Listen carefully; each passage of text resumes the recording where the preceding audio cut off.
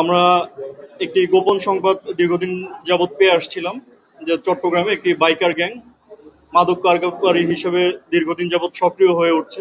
আমরা উক্ত তথ্যের ভিত্তিতেই এই বাইকার গ্যাংকে ধরার জন্য আমাদের গোয়েন্দা তৎপরতা শুরু করি। পরবর্তীতে আমরা গতকাল মাঝরাতে জানতে পারি যে এই বাইকার গ্যাংটি কক্সবাজার হতে আজকে চট্টগ্রাম মহানগরীতে একটি আবার বড় চালান নিয়ে আসবে। এই তথ্যের ভিত্তিতে আমরা আজ ভোরবেলা হতেই আমাদের আভিযানিক দল সহকারে চট্টগ্রামের পটিয়া মহাসড়কে অবস্থান নেই।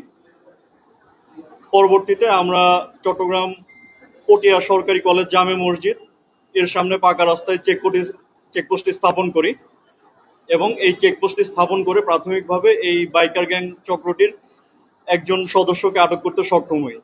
আমরা ওই সদস্যের মাধ্যমে জানতে পারি যে এই সদস্য পিছনে আরো সদস্য রয়েছে যাদেরকে রাস্তা ক্লিয়ারেন্স দিয়ে এগিয়ে আসছিল। আমরা এই সদস্যের তথ্যের ভিত্তিতেই পিছনের অন্যান্য সদস্যদেরকেও পরবর্তীতে চেকপোস্টে স্থাপনের মাধ্যমে আটক করতে সক্ষম হই। সর্বমোট আমরা 5টি বাইক এবং 6 জন আসামিকে আটক করতে সক্ষম হই।